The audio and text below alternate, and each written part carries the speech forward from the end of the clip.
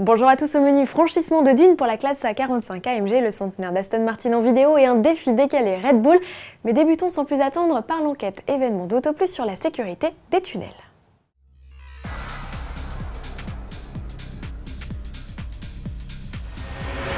Des bornes SOS muettes une fois sur deux, des issues de secours impraticables dans un tunnel sur 5, c'est le constat accablant que révèle le journal Autoplus dans son édition de la semaine. Armé de sa caméra, notre enquêteur a arpenté plusieurs semaines durant 20 ouvrages urbains très fréquentés situés aux quatre coins de la France, de Paris à Marseille en passant par Lyon.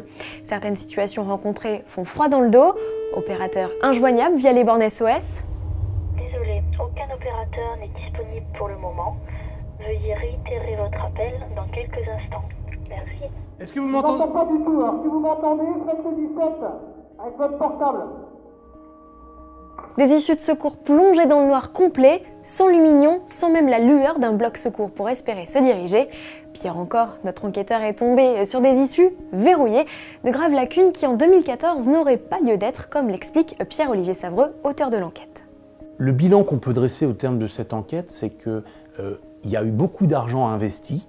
Malheureusement, on s'aperçoit que les outils de base de sécurité, c'est-à-dire que la fameuse borne orange, la borne SOS, la porte verte pour sortir, ne serait-ce même qu'une bande d'arrêt d'urgence, un petit endroit pour cheminer le long du tunnel, et ben, ces choses-là ont été laissées à l'abandon, ou presque, parce qu'il y a quand même des tunnels où ça se passe bien, mais en 2014, après ce qui s'est passé il y a presque 15 ans au tunnel du Mont-Blanc, c'est pas admissible de constater autant de lacunes.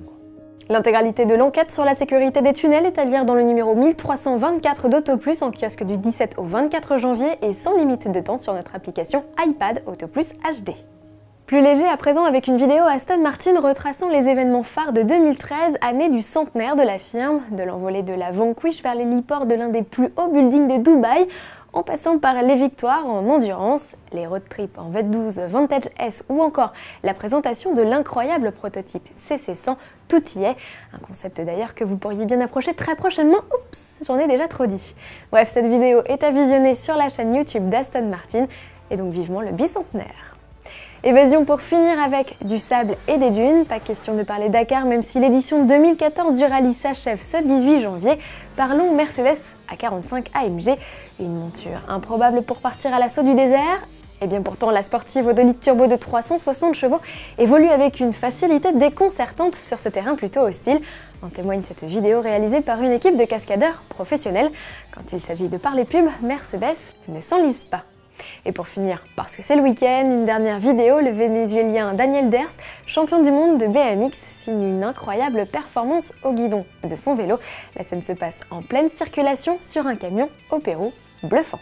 Bon week-end à tous et à lundi.